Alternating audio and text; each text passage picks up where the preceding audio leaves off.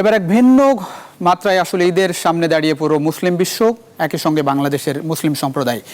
সব মিলে যেটি বলতে চাই, আসলে করোনাকালীন বাস্তবতায় ভিন্ন রকম আমেজ এবারের ঈদে, একরকম অন্যরকম ঈদ সেটি আসলে বলতেই পারি। এবং এর মধ্যেই আসলে মানুষের মধ্যে খুব একটা সচেতনতা দেখা যাচ্ছে না, কারণ প্রতিদিনই নতুন নতুন মানুষ আক্রান্ত হচ্ছে করোনা ভাইরাসে, একই সঙ্গে মৃত্যুর মিছিলে নতুন নতুন নাম যোগ হচ্ছে এবং সেটি বেশ উদ্বেগজনক। গত 24 ঘন্টার কথা যদি বলি, বাংলাদেশে নতুন 20 জন করোনা ভাইরাসে আক্রান্ত মানুষ আসলে মারা গেছেন এবং প্রতিদিনই কিন্তু এই সংখ্যা কিন্তু বাড়ছে। এবং তার মধ্যেও মানুষ আসলে যেভাবে ঈদে বাড়ি গেল, সেটি নতুন ঝুঁকি তৈরি করছে বলেই আশঙ্কা করছে। এবং ঈদের এই বাস্তবতায় এই সংক্রমণ আরও বাড়বে বলেই অনেকে বলছেন। একই সঙ্গে ঈদ পরবর্তী বাস্তবতায়ও ঈদের এই করোনা ভাইরাস আরও বেশি সংক্রমিত মানুষের সংখ্যা বাড়বে সারা দেশে, এমন একটা ঝুঁকির কথা বলা হচ্ছে। এবং এর মধ্যেই আসলে ঈদের জামাত ঈদগাহে হচ্ছে না, বিধিনিষেধের মধ্যেই ঈদ জামাতে অংশ নেবেন মুসল্লিরা। এরকম একটি বাস্তবতা। আপনাদের সবাইকে আমন্ত্রণ জানাচ্ছি নিউজ 24 এর নিয়মিত আয়োজন নিউজ রুম সংলাপ অনুষ্ঠানে। আপনাদের সঙ্গে আছি আমি প্লাবন রহমান। আমাদের সঙ্গে 3 জন অতিথি আছেন, শুরুতে তাদের সঙ্গে আপনাদের পরিচয় করে দিই। আমাদের সঙ্গে ঢাকা থেকে আছেন শ্যামল দত্ত, যিনি সম্পাদক ভোরের কাগজ। আমাদের সঙ্গে কানাডা থেকে যুক্ত আছেন শওকত আলী সাগর, যিনি সম্পাদক নতুন দেশ কানাডা। আমাদের সঙ্গে ময়মনসিংহ থেকে যুক্ত আছেন লেফটেন্যান্ট কর্নেল মোহাম্মদ ইফতেখার উদ্দিন, যিনি পরিচালক র্যাব 14। আপনাদের 3 জনকেই স্বাগত জানাচ্ছি নিউজ 24 এর এই নিয়মিত আয়োজন নিউজ রুম সংলাপ অনুষ্ঠানে। দর্শক, কেমন যাবে এবারের ঈদ? আসলে যেমনটা বলছিলাম, একটু অন্যরকম বাস্তবতার মধ্যে আসলে এবারের ঈদ উদযাপন করতে যাচ্ছে মুসলিম বিশ্ব এবং বাংলাদেশের মুসল্লিরাও আসলে প্রস্তুত এরকম একটি অবস্থার মধ্যে ঈদে অংশ নিতে। সেই জায়গায় এবারের ঈদ আসলে কেমন যাবে সেই বিষয় নিয়ে মূলত আমরা আলাপ আলোচনা করতে চাই নিউজ রুম সংলাপ অনুষ্ঠানে। আমরা শুরুতেই একটু শ্যামল দত্তের কাছেই যেতে চাই, সম্পাদক ভোরের কাগজ। জি শ্যামল দত্ত, আপনার কাছ দিয়েই একটু শুরু করতে চাই যে যেভাবে মানে ঈদের এবারকার ঈদটা তো একটু ভিন্ন মাত্রা আসলে, এবং করোনার যে অবস্থা চলছে, প্রতিদিনই নতুন নতুন নাম যোগ হচ্ছে মৃত্যুর মিছিলে, একই সঙ্গে আক্রান্ত মৃত্যুর সংখ্যা বেশ উদ্বেগজনক হারে বাড়ছে। সেই অবস্থায়ও মানুষের মধ্যে খুব একটা সতর্ক দেখা যাচ্ছে না। আসলে মানুষ যেভাবে বাড়ি গেল, আসলে সেটি খুব বেশি ঝুঁকি তৈরি করেছে বলেই বলা হচ্ছে। মানে সামাজিক দূরত্বের একেবারে বালাই নেই এবং সেই জায়গায় শেষমেশ ব্যক্তিগত গাড়িতে বাড়ি যেতে দেয়া হলো। সব মিলিয়ে এবারে ঈদ কেমন যাবে মনে হচ্ছে আপনার কাছে, শ্যামল দত্ত? দেখেন, আজকে বাংলাদেশের একটা ট্যাবলয়েড দৈনিকে হেডিং করেছে এরকম যে বাংলাদেশে কেন, পুরো পৃথিবীতে এমন ঈদ আসুক আমরা সেটা চাই না। এর বলার পিছনে একটা যে গূঢ়ার্থ যদি আমরা বলি, যে অন্তর্নিহিত যে অর্থ, সেটি হচ্ছে যে ঈদটি আমাদের আসছে সেটি আসলে ঈদের আমেজ নিয়ে আসছে না।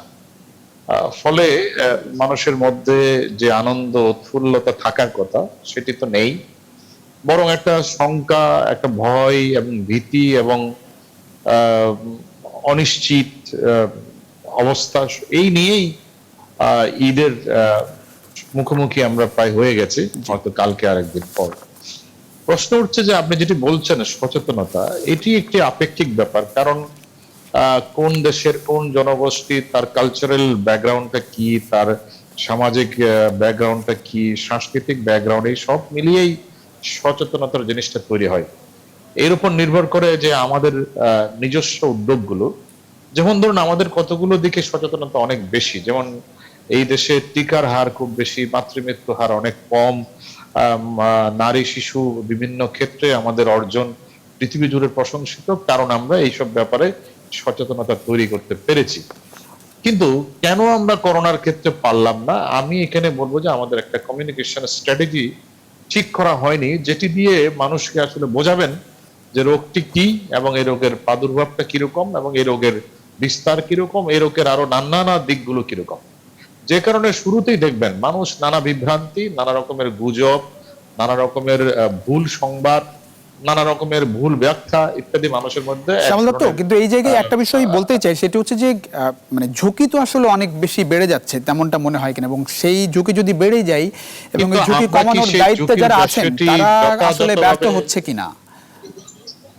আমরা যে যারা এই ঝুঁকির ব্যাপারটি জনগণকে বোঝাবে, জি, সেটা কি আমরা বুঝিয়েছি? আমরাই কিন্তু প্রচার করছি যে করোনাকে ভয় নয়, এটাকে সচেতনতা দিয়ে জয় করুন, ভয় করার কোনো প্রয়োজন নেই।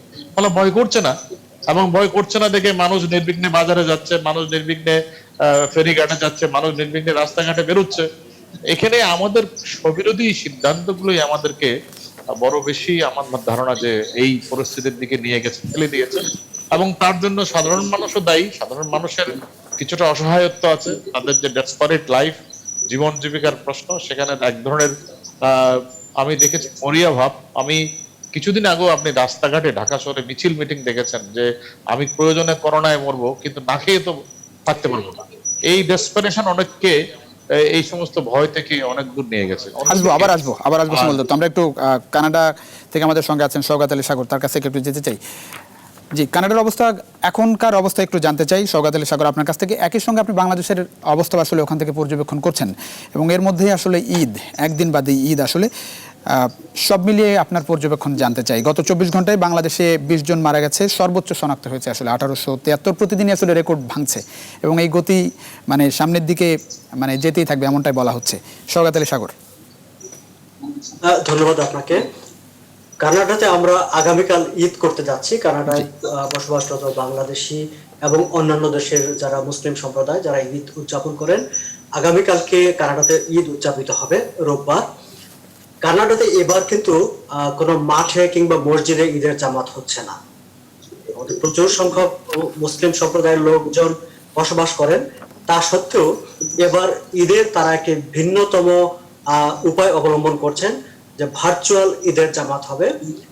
বিভিন্নভাবে অনলাইন মিডিয়া ব্যবহার করে কোনো একটা নির্দিষ্ট স্থান থেকে ঈদের খুতবা করা হবে।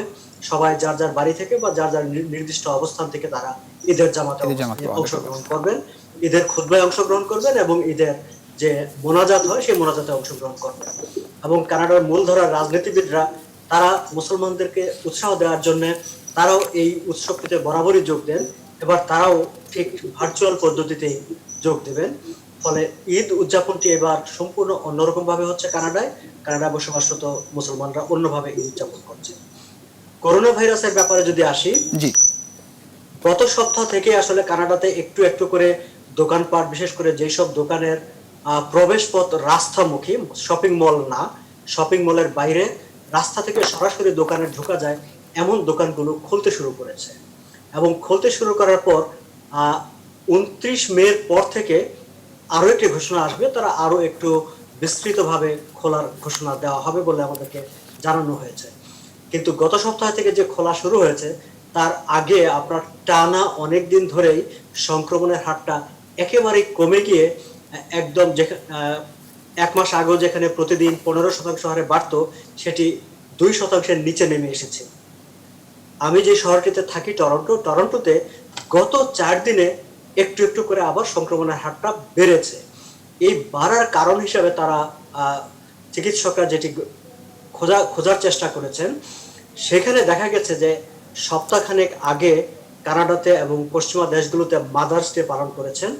সেই সময় আসলে ঠিক জনসমাগম নিষেধ ছিল, কিন্তু দেখা গেছে যে পরিবারের সদস্যরা যারা অন্য জায়গায় থাকেন, কেউ হয়তো বাবা এক জায়গায় থাকেন বা মার কাছ থেকে সন্তানরা দূরে থাকেন, তাদের অনেকেই মার সাথে দেখা করতে গেছেন ওই সময়টাতে। ধারণা করা হচ্ছে যে ওই সময় যে পারিবারিক যে মিশ্রণটা হয়েছে তার কারণে, পাশাপাশি যে গত সপ্তাহ থেকে একটু একটু করে বের হওয়া শুরু হয়েছে, সেই কারণে সম্ভবত এই নতুন সংক্রমণের ধারাটা শুরু হয়েছে।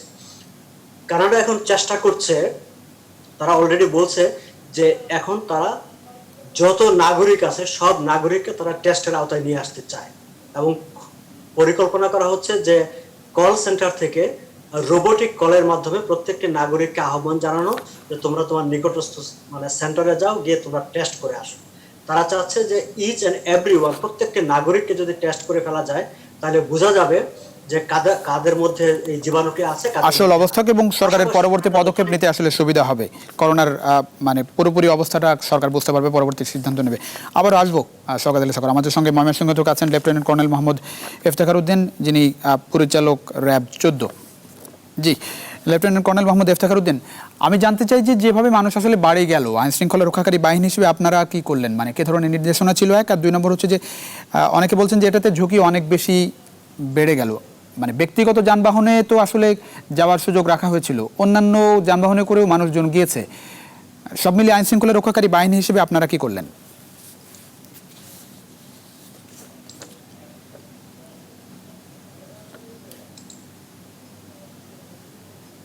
আইন শৃঙ্খলা রক্ষাকারী বাহিনীর সদস্য হিসেবে আমরা চেষ্টা করেছি যতটুকু সামাজিক দূরত্ব বজায় রেখে জিনিসটাকে মেনটেন করা যায়। আপনারা দেখেছেন যে বাংলাদেশের প্রত্যেকটি জায়গায় আমাদের আইন শৃঙ্খলা রক্ষাকারী বাহিনীর চেকপোস্টের মাধ্যমে আমাদের যানবাহন চলাচল সীমিত রাখা এবং লোকজন যেন সামাজিক দূরত্ব বজায় রেখে সমস্ত ধরনের যা যা অ্যালাউড কাজকর্ম আছে সেগুলি করতে পারে।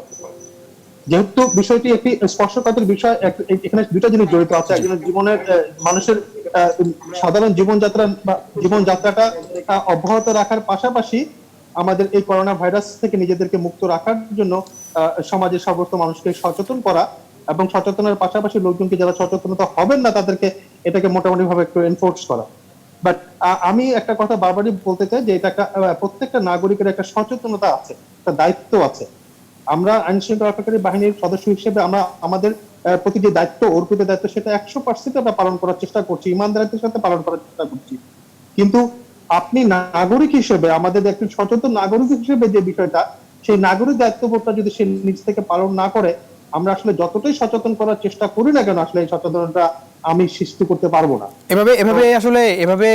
এভাবেই চলবে মনে হয়। এভাবে মানুষ, আমরা শুরু থেকে দেখছি যে মানুষ আসলে নিয়ম মানছে না, এবং সেই জায়গায় যদি এভাবে চলতেই থাকে এবং ঈদের সময়ও যেভাবে মানুষ বাড়ি গেল তাতে করে ঝুঁকি অনেক বেড়ে গেল বলা হচ্ছে, এভাবেই চলবে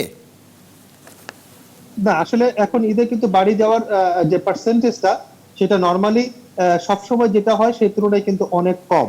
হ্যাঁ, আপনারা তো নিশ্চয়ই অবগত আছেন যে আমি আমার জীবদ্দশায় যতটুকু দেখেছি, এই আজকে আমার 41 বছর বয়সে আমি যতটুকু ঈদ আমার বুঝের সময় দেখেছি, যে পরিমাণ মানুষজন ঢাকা থেকে অথবা এক জায়গা থেকে এক জায়গায় শিফটেড হয় ফর দি ঈদ উল ফিতর আর ঈদ উল আদহা, সেই তুলনায় কিন্তু অনেক কম হয়েছে। সেটি অনেক কম অবশ্যই, তারপরেও এই বিষয়টিকে স্বাভাবিক বলবেন না?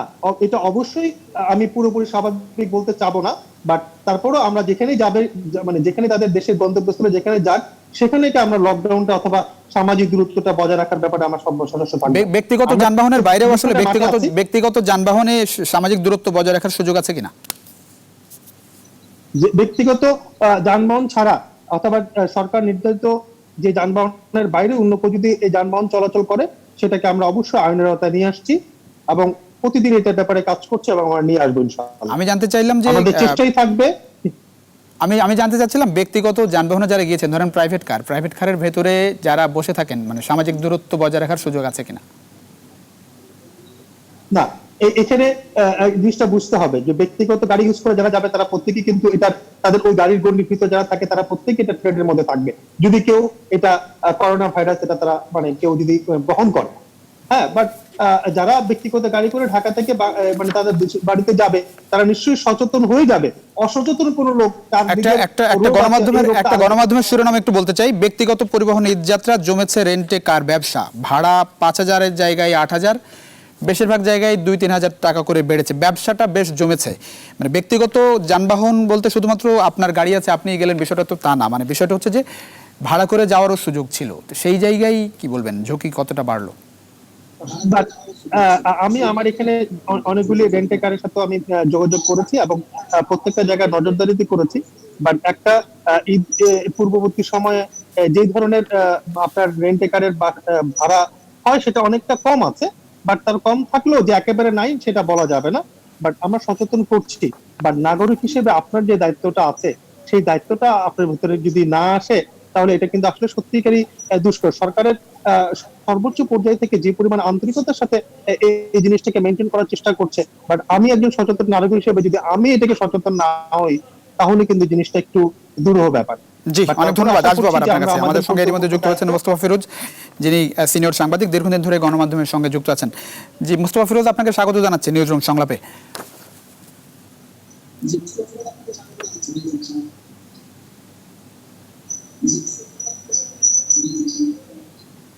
আপনি নিশ্চয়ই শুনতে পাচ্ছেন?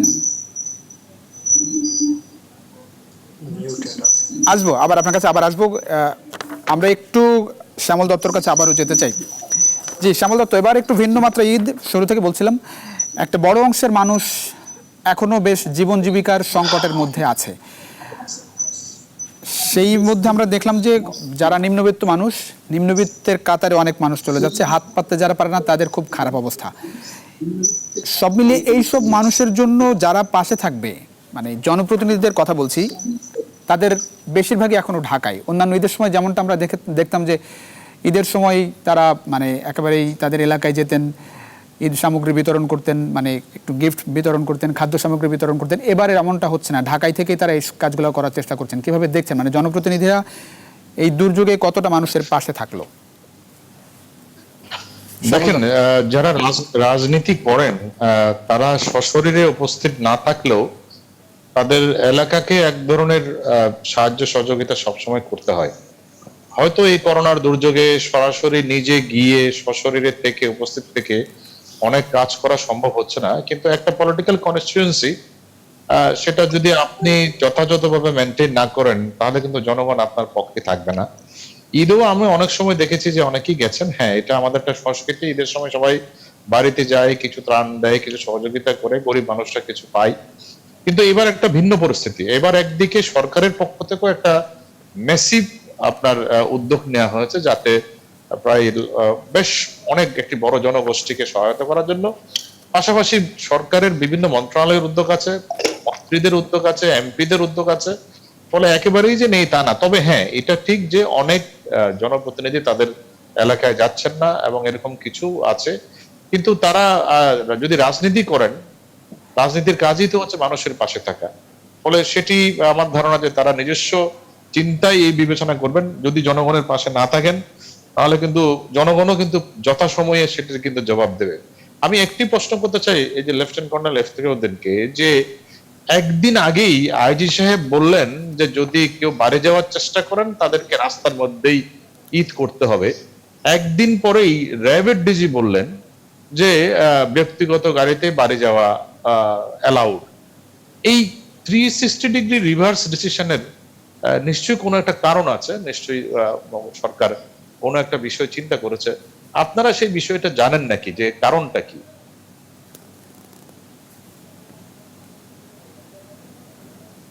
সেটা দৃষ্টিতে মনে হয় যে মানুষের চাহিদার বিষয়টাকে একটু মাথায় রাখতে হয় সবাইকে। কিন্তু হ্যাঁ, তো একজন- হ্যাঁ। দেশের সমস্ত স্বাস্থ্যবিদ, সমস্ত চিকিৎসাবিদ এবং যারা পাবলিক হেলথ বিশেষজ্ঞ, তাদের সবারই অনুরোধ ছিল যাতে এবার গ্রামে যেতে দেয়া না হয়। কারণ ঢাকা শহরে হচ্ছে এবং ঢাকার আশেপাশে দুইটা শহর মিলে 84% রোগী, মানে যারা আক্রান্ত, তারা যদি গ্রামে যাওয়ার সুযোগ পায় তাহলে এখান থেকে গ্রাম পর্যন্ত ছড়িয়ে যাবে। জি জি। সেটি এই অনুরোধটি আমরা বিবেচনা না করে শুধুমাত্র হয়তো অন্য কোনো বিবেচনা ছিল, এটি কি এই একদিনের ভিতরেই সিদ্ধান্ত হলো যে এদেরকে আবার যেতে দেয়া হোক? জি, লেফটেন্যান্ট কর্নেল মোহাম্মদ ইফতেখারউদ্দিন শুনছেন নিশ্চয়ই? এটার বিষয় আসলে আমি এটার বিষয়টা বিশদভাবে আমার পক্ষে বলা সম্ভব না, বাট বিশ্বে এমন কোন নির্দেশনা ছিল যে নির্দেশনাদের প্রয়োজনীয়তা মনে হয়েছে যে সীমিত আকারে হয়তো যেতে পারবে, যেহেতু গণপরিবহনটা বন্ধ আছে যাতে মাস পিপল যেতে না পারে। এখন যারা এইভাবে যাওয়ার চিন্তা ভাবনা করছে তারা নিশ্চয়ই সচেতন হয়ে অথবা সে পরিমাণ প্রিকশন নিয়ে যাবে। আর আমরা তো নিশ্চয়ই মাঠে আসছি, আমরা অবশ্যই এটাকে খেয়াল রাখবো যাতে এটাকে ওরকম করে বিস্তর আকারে যারা ঘোরাফেরা করতে না পারে, যারা যেখানে আছে সেখানেই থাকবে। বাট ওই যে আসা যাওয়ার যে বিষয়টা, আসলে আমি এটা পুরোপুরি আমি আপনাকে অবগত করতে পারবো। জি, অনেক ধন্যবাদ। আমরা আবার ব্যক্তিগত গাড়ি বলতে কি মিন করেন? আমরা দেখলাম মোটর সাইকেলে করে লোক যাচ্ছে ঢাকা থেকে পাটুরিয়া ঘাট পর্যন্ত, 500 টাকা দিলে যাওয়া যায়, এক মোটর সাইকেলে 3 জন। কোথায় সামাজিক দূরত্ব, কোথায় কি? পুলিশ সমস্ত চেকপোস্ট তুলে নিয়েছে, ঢাকা থেকে পদ্মার পার পর্যন্ত সমস্ত চেকপোস্ট আর নাই, অবাধে যখন যাতায়াত করছে। রেন্টেকারের ব্যবসা এক রাতের ভিতরে, গতকাল এক রাতের ভিতরে ডাবল হয়ে গেছে। জি। রেন্টেকার তো আর ব্যক্তিগত গাড়ি না, শত শত মাইক্রোবাস, অ্যাম্বুলেন্স, রেন্টেকার, শত শত নাগরিক চলে গেছে, যাচ্ছে এখনো পর্যন্ত, আরো 2 দিন পরে ঈদ। ফলে যেতেই থাকবে। কিন্তু যে জিনিসটা ঝুঁকিটা তো রয়ে গেল, ঝুঁকিটা আপনারা রয়ে গেল কিনা এটি মনে করেন কিনা?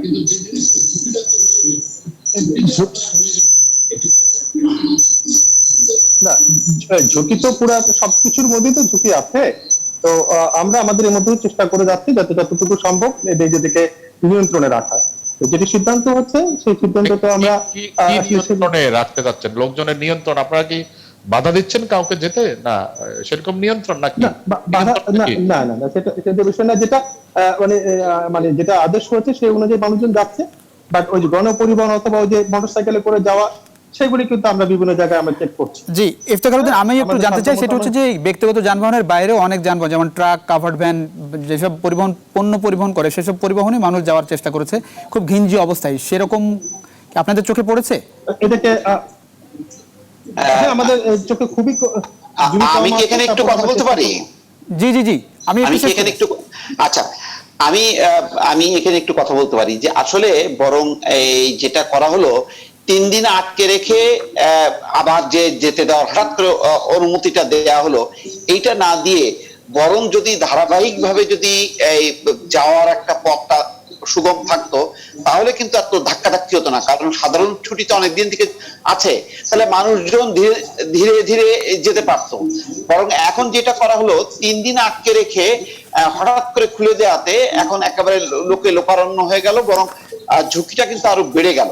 আমার মনে হয় যে এই ক্ষেত্রে আসলে এই ঘরমুখো মানুষকে আটকে রাখা যাবে কি যাবে না, এই অ্যাসেসমেন্টটার ক্ষেত্রে একটা ভুল হয়েছে, যার কারণে মানে আইজি সাহেব খুব কঠিন ভাবে বলেছে, পুলিশের পক্ষ থেকে বলা হয়েছে যে কোনোভাবেই যেতে দেওয়া হবে না, যদি কেউ যাওয়ার চেষ্টা করে তাহলে রাস্তায় ঈদ করতে হবে।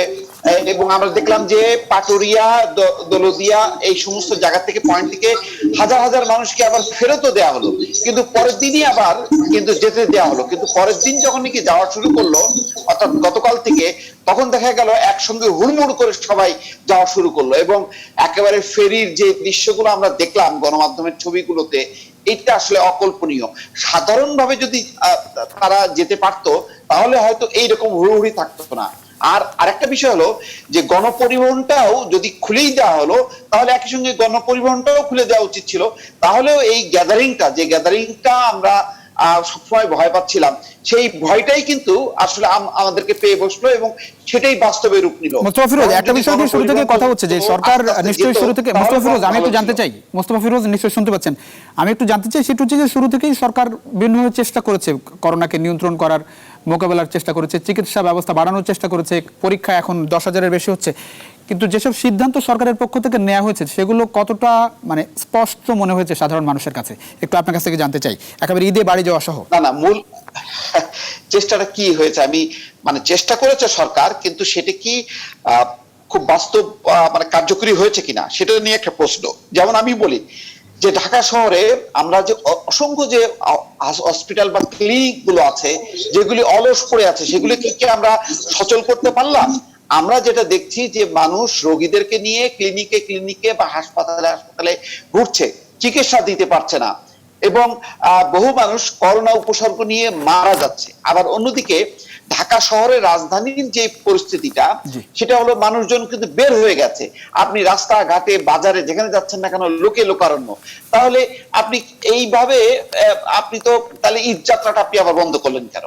মানে মিললো না তো। আপনি ঢাকাতেই নিয়ন্ত্রণ করতে পারলেন না, মানুষকে যার যার ঘরে লকডাউন করার মতন যে পরিস্থিতি সেটা আমি তৈরি করতে পারলাম না, চিকিৎসাটাও সুনিশ্চিত করতে পারলাম না। আবার মানুষ যে বাড়ি যাবে সেই বাড়ি যাওয়ার একটা সংকট তৈরি করে আবার হঠাৎ করে গ্যাদারিং এর মধ্যে একটা ঢুকিয়ে দিলাম মানুষজনকে। ফলে মানে আমার কথা হলো যে আমি একটা সিদ্ধান্ত নিতে পারি, বা সেটা যদি কার্যকরী না হয় তাহলে আমি ওই অকার্যকর সিদ্ধান্তে আমি যাব কেন, সেটা হলো আমার প্রশ্ন। জি, ধন্যবাদ। আবার আসবো, আমি একটু কানাডায় যেতে চাই। শওকত আলী সাগর নিশ্চয়ই এই বিষয়গুলো পর্যবেক্ষণ করছেন ওখান থেকে। বাংলাদেশের মানুষ নিশ্চয়ই তাকে বাংলাদেশ খুব বেশি টানে, বিশেষ করে ঈদের সময়। জি, শওকত আলী সাগর, কানাডার বিষয়টা একটু মাথায় রেখে, করোনার চিকিৎসা মানে এরকম একটি দেশ, সেই জায়গায় বাংলাদেশ আমি তুলনা করতে চাই না, অনেক বড় সক্ষমতার চিকিৎসা ব্যবস্থা, অনেক সক্ষম একটি দেশ কানাডা। বাংলাদেশের যে অবস্থা আপনি দেখছেন, মানে এখনই খুব টালমাটাল অবস্থা, তার মধ্যে যদি সংক্রমণ বাড়ে এবং মৃত্যুর মিছিলে আরো অনেক বেশি মানুষের নাম যোগ হয়, সেক্ষেত্রে পরিস্থিতি কেমন হতে পারে? আমি কোনো কিছু আশঙ্কা করতে চাই না। বাংলাদেশ আমার দেশ, বাংলাদেশকে নিয়ে আমি ভালো ভাবনাটাই ভাবতে চাই। একটা কথা বলি যে কানাডাতেও যখন প্রথম করোনা ভাইরাসের সংক্রমণটা হয়েছে, কানাডাও কিন্তু হিমশিম খেয়েছে এটা মোকাবেলা করার জন্য। কানাডা তো একই সমস্যা ছিল, চিকিৎসকদের পিপিই ছিল না, অন্যান্য স্বাস্থ্য সামগ্রীর সমস্যা ছিল, কিন্তু কানাডা যে কাজটি করেছে, তারা এই সমস্যাটা কাটিয়ে ওঠার চেষ্টা করেছে, তারা পদক্ষেপ নিয়েছে এবং কি পদক্ষেপ তারা নিচ্ছে সেটি আমরা সবাই জানতাম, প্রত্যেকটি নাগরিক জানতো। আমরা প্রতিদিনই প্রধানমন্ত্রী থেকে শুরু করে প্রভিন্সের প্রিমিয়ার এবং শহরের মেয়র 3 জন 3 বেলায় প্রতিদিন সাংবাদিক সম্মেলন করে জনগণকে জানিয়েছে আমার এই নাই, আমি এই করার চেষ্টা করছি। যেটি সংকট সেটিও আমাদেরকে জানানো হয়েছে। যেমন ধরেন সঙ্গে সঙ্গে হাসপাতালের ক্যাপাসিটি বাড়ানোর চেষ্টা করা হয়েছে, বাইরে থেকে পিপি আনার চেষ্টা করা হয়েছে, এমনকি পার্কিং লটে অস্থায়ী হাসপাতাল করার চেষ্টা করা হচ্ছে। আমরা চোখের সামনে সেগুলো দেখেছি। বাংলাদেশ কেন পারছে না মনে হয় এই জায়গায়? মানে আমরা আমাদের সক্ষমতার এই জায়গাটা তুলনামূলক অনেক ঘাটতি, তারপরেও কেন খুব বেশি সম্ভব হচ্ছে না? প্রথমত আমরা দেখি, যদি আমি বাংলাদেশের দিকে তাকাই, একটি কমিটি হয়েছে, যিনি কমিটির প্রধান তিনি হঠাৎ করে এসে বলেন কি হচ্ছে আমি জানি না। তাহলে কিভাবে হবে? তাহলে কোথায় কি হচ্ছে? এটি একটি বড় সমস্যা। সিদ্ধান্তটি কোত্থেকে হচ্ছে, কে নিচ্ছেন, কাকে দিয়ে বাস্তবায়ন করানো হচ্ছে, সেটি একটি বড় সমস্যা অবশ্যই। কারণ একটি জিনিস হয় কি, আমি আবার কানাডার কথাই বলি, যেহেতু আমি এখানে থাকি, প্রত্যেকটি সরকারি বেসরকারি অফিসের শীর্ষ পর্যায় থেকে সর্বনিম্ন পর্যায় পর্যন্ত একজন একজন করে কানে কানে বলে দেওয়া হয়েছে ঘরে থাকতে হবে। বাস, একটা সিঙ্গেল মেসেজ, কিন্তু অন্য কথা কেউ কিন্তু বলেনি। সরকারি দল যে কথাটি বলেছে, বিরোধী দলের নেতা ঠিক একই কথাটি বলেছে, আলাদা কোনো কথা নেই। কারণ এখানে নেতৃত্ব দিয়েছে স্বাস্থ্য বিভাগ, কানাডার চিফ মেডিকেল অফিসার, তিনি হচ্ছেন নেতা। প্রাইম মিনিস্টার থেকে শুরু করে বাকি সবাই তিনি যখন যা বলেছেন তারা সেটি অনুসরণ করেছে। তারপরেও আপনাকে একটি কথা বলি, যে প্রথম দিকে যখন পিপির ক্রাইসিস হয়েছিল, সেই ক্রাইসিসটা কেন হয়েছে তার জন্য কিন্তু গতকালকে কানাডার চিফ মেডিকেল অফিসারকে পার্লামেন্টারি কমিটি ডেকে নিয়ে তার কাছে জবাবদিহি চেয়েছে যে তার বিভাগ সরকারকে আগে থেকে জানাতে পেরেছিল কিনা যে কি কি সংকট আছে বা তার কোনো তহবিল সংকট আছে, কেন শুরুতেই এপিপির সংকটটা হলো, সেই প্রশ্নটি কিন্তু তাকে গিয়ে সংসদীয় কমিটির সামনে জবাবদিহি করতে হয়েছে, স্বাস্থ্যমন্ত্রী সহ। সো বিষয়টি হচ্ছে আসলে সিদ্ধান্ত গ্রহণ প্রক্রিয়ায় একটা জায়গা থেকে সিদ্ধান্ত হবে, একটা জায়গা থেকে পরামর্শ হবে, বাকি সবাই সেটিকে অনুসরণ করবে। একই সঙ্গে জবাবদিহিতার জায়গাটা অনেক বেশি শক্ত থাকতে হবে। তাহলে সমস্যা। আবার আসবো আমরা একটু শ্যামল দত্ত আপনার কাছে আসবো। আমি একটু বৈশ্বিক পরিস্থিতি, করোনার অবস্থা একটু জানাতে চাই দর্শকদের। প্রতিদিনের মতো প্রতিনিয়তই আসলে এখনো খুব বেশি সুখকর অবস্থা নেই। একটু জানাতে চাই দর্শকদের, সব মিলে এখন পর্যন্ত করোনা ভাইরাসে সারা বিশ্বে 53,69,039 জন আসলে আক্রান্ত বিশ্বজুড়ে, এবং প্রতিদিনই আসলে লাখ লাখ মানুষ আসলে আক্রান্ত হচ্ছে, তেমনটি বলতেই পারি। মৃত্যুর মিছিলে দেখতে পাচ্ছেন 3,42,393 জন আসলে সব মিলিয়ে মৃত্যু হয়েছে সারা পৃথিবীতে। সুস্থ হয়েছেন 22,23,995 জন, 53-র মধ্যে 22। অনেক মানুষ এখনো অসুস্থ, হাসপাতালে চিকিৎসাধীন আছেন। আমরা একটু বিভিন্ন দেশের দিকে নজর দিতে চাই প্রতিদিনের মতো। যুক্তরাষ্ট্রের এখন পর্যন্ত দেখতে পাচ্ছেন 16,55,670 জন মানুষ করোনা ভাইরাস আক্রান্ত। নতুনভাবে 10,576 জন আক্রান্ত হয়েছে। সব মিলিয়ে প্রায় 1 লাখ পৌঁছাচ্ছে আসলে মৃত্যুর সংখ্যা যুক্তরাষ্ট্রে। 98,145 জন মারা গেছে যুক্তরাষ্ট্রে করোনা ভাইরাসে।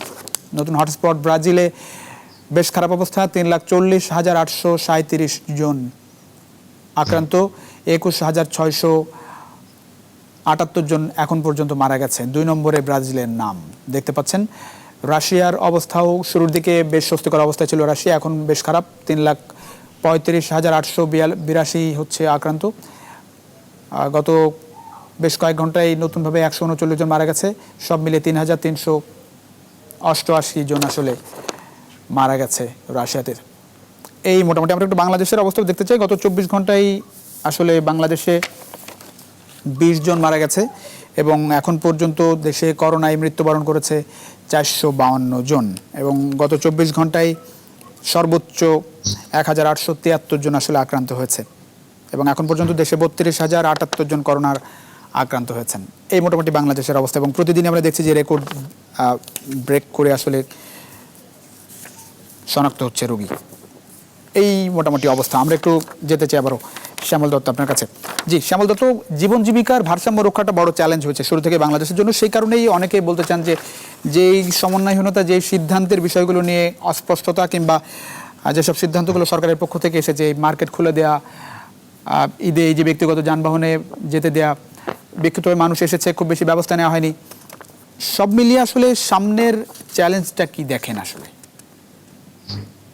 আমি আসছি আপনার পয়েন্টটাতে। তার আগে আপনি যেহেতু একটু আগে বৈশ্বিক পরিস্থিতি তুলে ধরলেন, আমি বিশ্বজুড়ে নতুন যে উদ্বেগ সেটি একটু ছোট করে বলে তারপর আমি এই জায়গায় আসছি। জি জি বিশ্বজুড়ে আমি আজকে অন্তত 3টি আন্তর্জাতিক গণমাধ্যম কথা বলতে পারি আপনাকে। আল জাজিরায় একটা লেখা ছাপা হয়েছে, আপনি যদি অনলাইনে গেলে দেখবেন যে সেকেন্ড ওয়েভ ইজ আনএভয়েডেবল।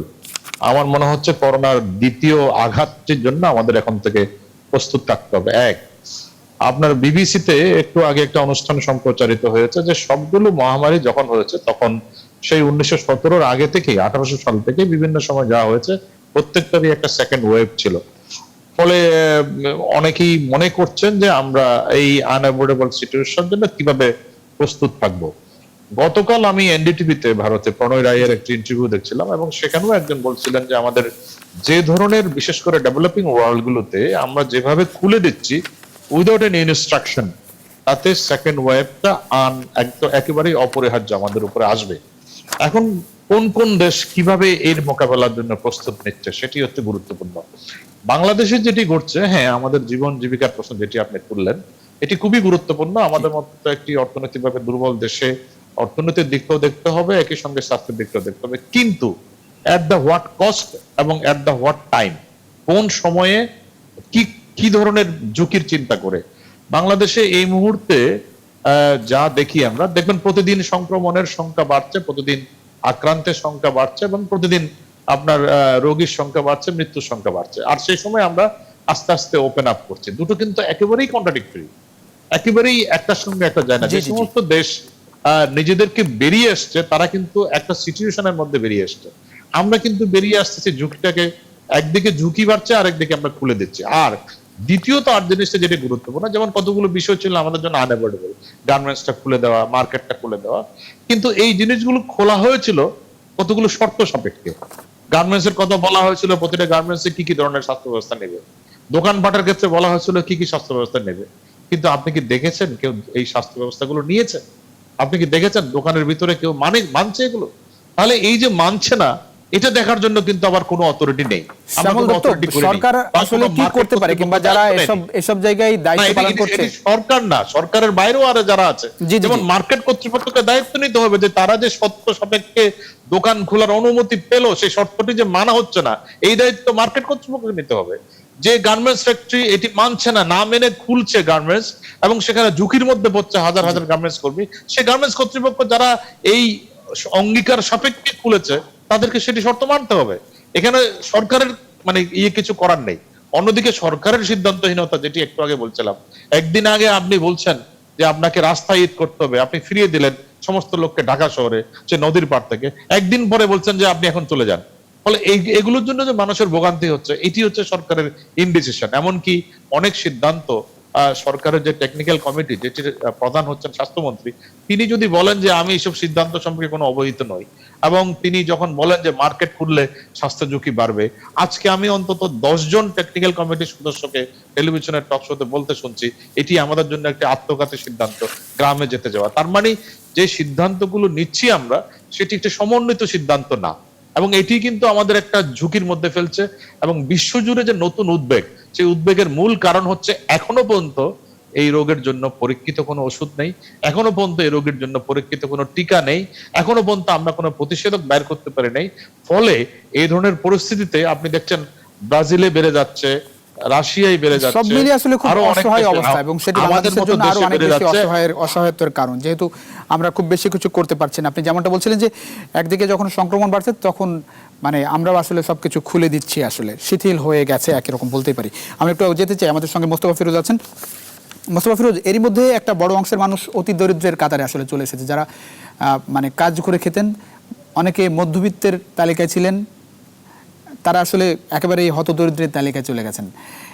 সেই জায়গায় আমরা মানে দেখতে পাচ্ছি, এবং তার মধ্যে আমফানের মতো ঘূর্ণিঝড় বাংলাদেশে আঘাত হেনে গেল। আসলে সেই জায়গায় সব মিলিয়ে মানে সরকার যেসব পদক্ষেপ এর মধ্যে নিয়েছে সেগুলো কতটা যথেষ্ট মনে হয় আপনার কাছে? না, আমি তো মনে করছি যে সরকার তার সাধ্য মতন চেষ্টা করেছে, কিন্তু সেই সাধ্য সীমিত চেষ্টাটা রাজনৈতিক নেতৃত্ব একেবারে মাঠ পর্যায়ে ইমপ্লিমেন্ট করতে পারেনি।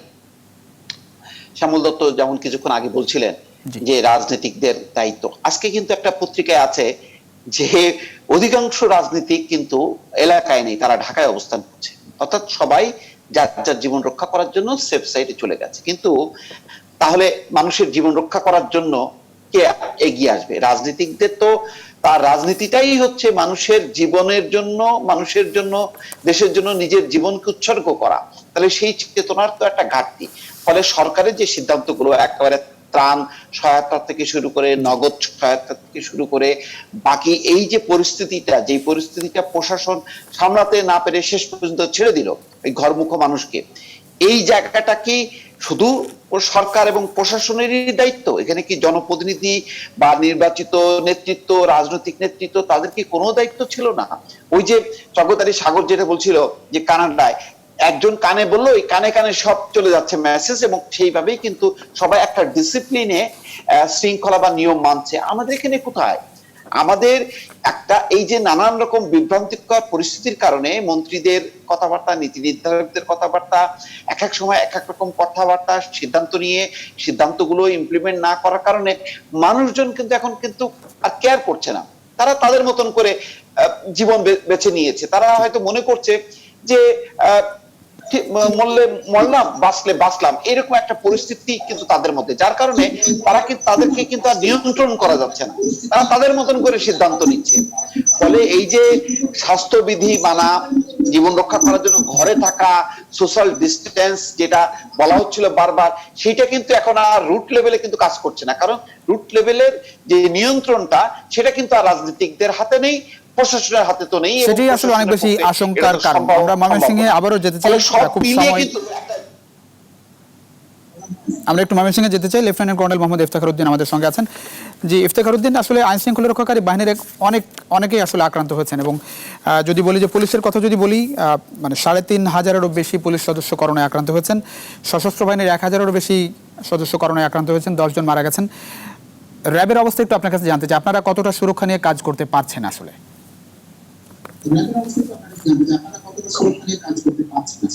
না, আমরা আমাদের আমাদের মহাপরিচালক মহোদয় প্রথম থেকে আমাদের বিষয়টা অত্যন্ত কনসার্ন।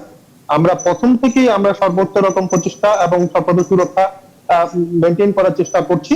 আমি আমার ব্যাটালিয়নে বলবো, আল্লাহর রহমতে আমি তো গত মার্চ মাস থেকে এই কাজ করছি, ইনশাআল্লাহ এখন পর্যন্ত আমাদের ব্যাটালিয়নে একজনও লোক আক্রান্ত হয়নি।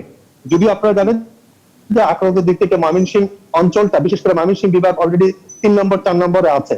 বা তথাপিও আমি আমাদের মাননীয় মহাপরিচালক মহোদয়ের সুস্পষ্ট নির্দেশনা এবং আমাদের অতিরিক্ত মহাপরিচালক অপারেশনের একদম সুনির্দিষ্ট যে কিছু নির্দেশনা দিয়েছিল, সেই নির্দেশনার জন্য কিন্তু আমাদের বিশেষ করে আমাদের ব্যাটালিয়নগুলিতে হলেও খুব কম পরিমাণ হয়েছে। বিশেষ করে আমার ব্যাটালিয়নে এখন পর্যন্ত একজনও হয়নি। বিশেষ করে আমরা মানে স্বাস্থ্যবিধির যে জিনিসটা আছে, আর আমরা একটা কাজ করেছি, সেটা হচ্ছে যে আমাদের ডিউটিকে আমরা ক্লাস্টার করে ফেলেছি।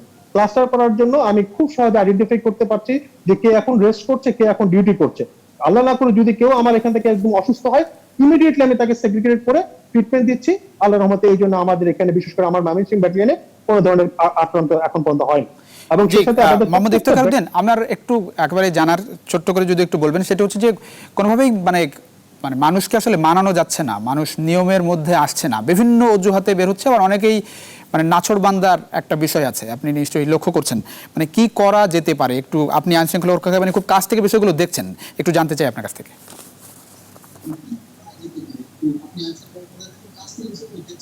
একেবারে শুনেন, আমি একবারে বলবো, আপনি আমার অফিসটা হচ্ছে আপনার জয়নুল আবেদিন পার্কের ঠিক পাশেই। যে পার্কে আমি প্রতিনিয়ত হাজার হাজার লোক দেখেছি। হ্যাঁ, কিন্তু আল্লাহর এই 30টা দিন রোজার সময় প্রতিদিনই ওখানে গেছি, প্রতিদিনই কিন্তু আমি একদিনে একটা লোকও দেখিনি। একজন যে মানছে না তা কিন্তু বলা যাবে না, একদম মানছে না আমি সেটা বলছি না। কিছু লোক জীবন জীবিকার তাগিদে বাসা থেকে বের হচ্ছে। হ্যাঁ, কিছু লোক এসে যদি আপনার সামনে এসে বলছে যে স্যার আমার তো পেটে খাওয়া নাই, I need to do something, আমাকে একটু মানে খেতে হবে, বাঁচতে হবে। তো আমরাও সরকারের যে আপনার যে নির্দেশনা, সেই নির্দেশনার মোতাবেক তাতে আমরা চেষ্টা করছি যতটুকু সহায়তা প্রদান করার জন্য, সরকারও করছে। বাট আমি এটা বলবো যে এটা অবশ্যই আমাদের 100% লোকের এটা মেনে চলতে হবে ফর আওয়ার ওন বেটারমেন্ট। আমরা চেষ্টা করে যাচ্ছি। জি, অনেক ধন্যবাদ। আসবো আবার আমি একটু শ্যামল দত্ত আবার একটু আসি, আপনার কাছে আসি, আমি কানাডায় যাব তারপরে। শ্যামল দত্ত, একটা বিষয় খুবই উদ্বেগের, সেটি হচ্ছে যে প্রশ্নটি আসলে মোস্তফা ফিরোজের কাছে করেছিলাম, আমি উত্তর পাইনি আসলে। আর যেটি আসলে বলা হচ্ছে যে বিশ্বজুড়ে করোনায় আপনার করোনা সতর্কবার্তায় বিশ্বব্যাংক যেমনটা বলেছে যে 6 কোটি মানুষ অতি দরিদ্র হতে যাচ্ছে আসলে। এবং আপনার বাংলাদেশের যে অবস্থা বলা হচ্ছে যে গরিব হয়েছে 23% মানুষ নতুন করে, যারা আসলে দারিদ্র্যসীমার কিছুটা উপরে বাস করত। সব মিলিয়ে বাংলাদেশে মানে এখন যদি বলি পিপিআরসির গবেষণা অনুযায়ী 43% মানুষ দারিদ্র্যসীমার নিচে বসবাস করছে। মানে এই মানুষগুলোকে যদি সরকারের পক্ষ থেকে মানে এদের খাবারের ব্যবস্থা কিংবা কর্মসংস্থানের ব্যবস্থার আওতায় না আনা যায়, সেক্ষেত্রে কি এই যে আমরা নিয়ন্ত্রণের কথা বলছি, মোকাবেলার কথা বলছি, সেটি কি আসলে সম্ভব? শ্যামল দত্ত। এটি একটি অসম্ভব টাস্ক আমাদের সামনে এসে হাজির হচ্ছে। এটা পোস্ট কোভিড সিচুয়েশন, যেটা নিয়ে অনেকে প্রেডিকশন করছে, ওয়ার্ল্ড ব্যাংক, আইএমএফ থেকে শুরু করে নানা বিশ্ব সংস্থা নানাভাবে প্রেডিকশন গুলো করছে। বাংলাদেশের জিডিপি গ্রোথ কি হবে, বাংলাদেশের ডেভেলপমেন্ট গ্রোথ কি হবে, বাংলাদেশ একটা অসম্ভব সম্ভাবনার দেশ হিসেবে সামনে প্রতিভূত হচ্ছিল, কিন্তু সেটা একটা চ্যালেঞ্জের মুখে পড়েছে। আপনি যেটি বলছেন যে বাংলাদেশে একটা বড় ধরনের ঝুঁকির মুখে পড়বে, একটা হচ্ছে আমাদের এক্সপোর্ট, জি, অন্যদিকে আছে বাইরে থেকে যে বিরাট সংখ্যক লোককে আমাদেরকে ফেরত আনতে হবে।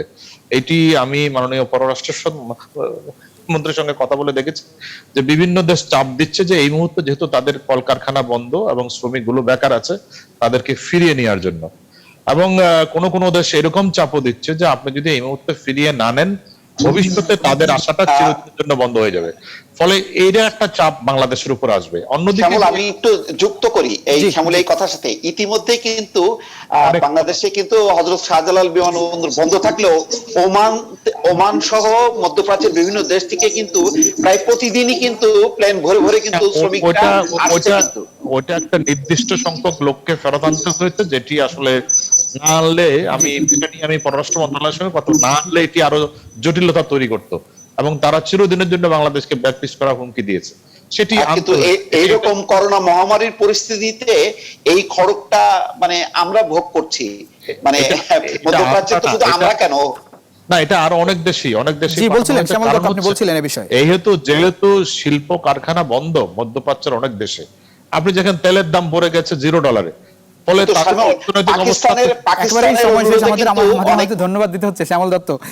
মোস্তফা ফিরোজ আমাদের কানাডায় একটু সময় দিচ্ছে 30 সেকেন্ডের জন্য। শওকত আলী সাগর, মানে সব মিলিয়ে একটু আপনার কাছে জানতে চাই, এখন যে অবস্থা বাংলাদেশের আপনি দেখছেন, ওখান থেকে কি করা যেতে পারে আসলে ঈদ পরবর্তী সময়? ঈদের সময় তো মানুষ বাড়ি চলেই গেল আসলে।